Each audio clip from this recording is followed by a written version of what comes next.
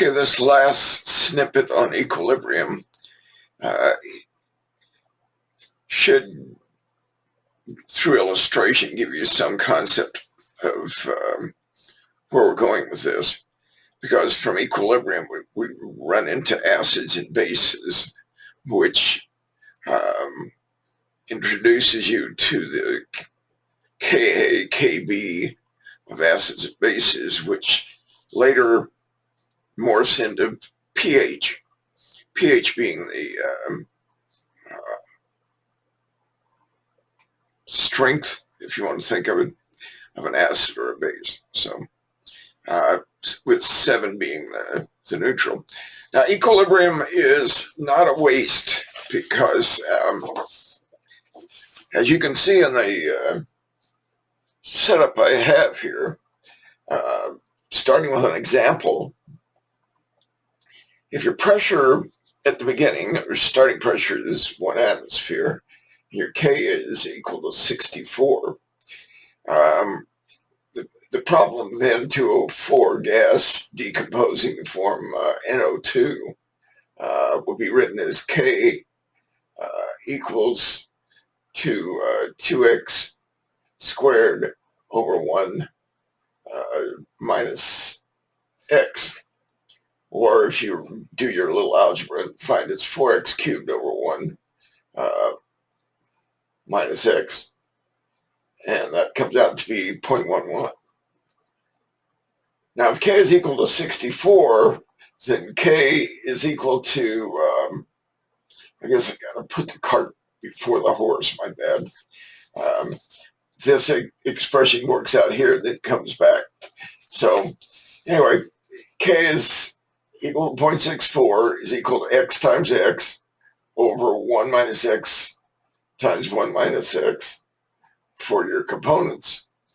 And the change in pressure of the atmosphere is equal to minus x for NO2, and change in pressure of the atmosphere for N2O4 is 0 to 2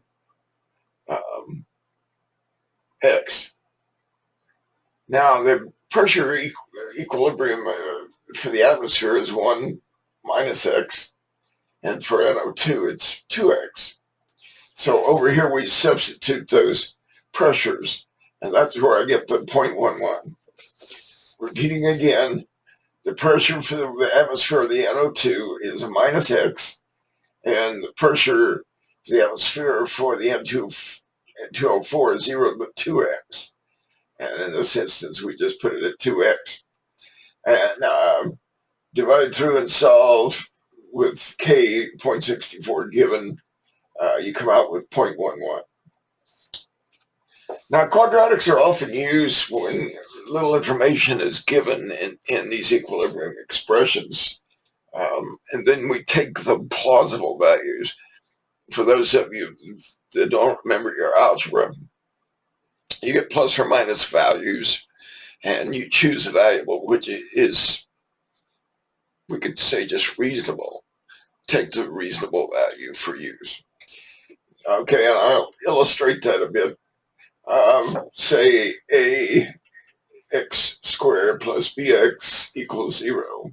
Then x is minus b plus or minus the square root of b squared minus 4ac over 2a. And that'll equal 4x squared plus 11x equals minus 11. And a will equal to 4b minus 11. C will be minus 11. And minus 11 plus or minus the square root of 297, which is what all those are, when multiplied out, divided by 8, equals to minus 11 plus 17.2 over 8, and your values are 0.78 or minus 3.52. And obviously, 0.7 is the one we're choosing, since a minus 3.52 kind of doesn't fit anywhere in this situation.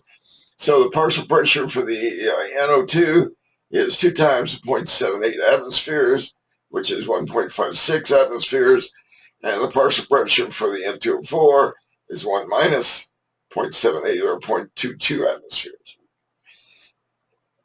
That is, in fact, the way you do it when you have minimal values given using the quadratic formula. Might want to look over your algebra book or kind of, look it up online. Little review at the proper time can be very useful. All right, onward. Equilibrium can change from outside forces. If you adding or subtracting reactants or products, you're going to get a change. If you increase or decrease the pressure, you're going to get a change. If you change the temperature, you're going to get a change. Now, for example, if you add N2O4 to the above reaction, the reaction will shift to the right or the product side. If you add NO2 to the reaction will shift to the left to the reactant side. In other words, equilibrium means it tries to adjust for the pressure. Remove N2O4, the shift is to the left or the reactant side. Remove NO2, it shifts to the product side. As in earlier, we're going to do a different expression here. You got diatomic nitrogen plus 3 diatomic hydrogens goes to form 2NH3, or ammonia.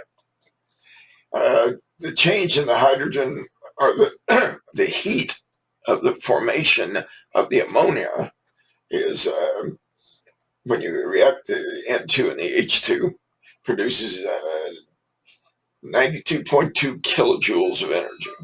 The minus means that it's given off or exothermically. Now, if you increase the temperature, you will get a reverse of the process. Thus, if you get 2 ammonias and you want to decompose it to form nitrogen gas and hydrogen gas, you get a plus 92.2 kilojoules. Now, the question is asked, what if K is equal 6 times 10 to the 5th at 25 degrees centigrade? Now, remember, 100 degrees centigrade is 273, okay? Kelvin. All right, here we go. The natural log of K2 over K1 is equal to change in the heat over the universal gas constant times 1 over the Kelvin temperature of the first minus 1 over Kelvin temperature of the second. This is when you have minimalistic values given. Natural log of K at 100 degrees centigrade over 6 times 10 to the 5th is equal to 92,200 joules. Remember, we're not talking kilojoules, joules.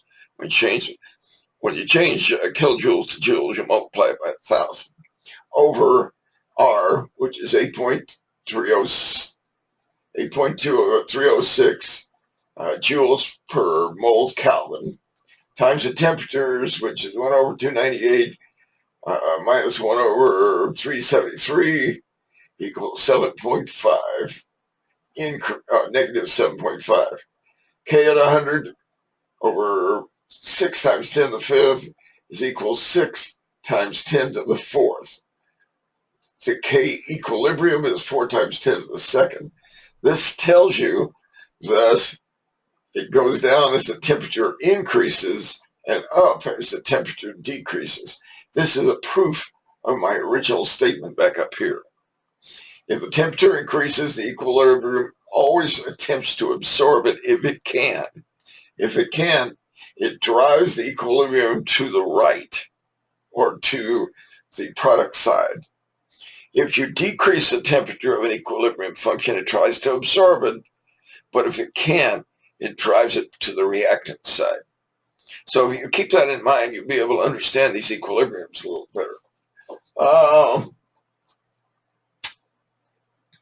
Let's see if there's anything else I want to throw in here.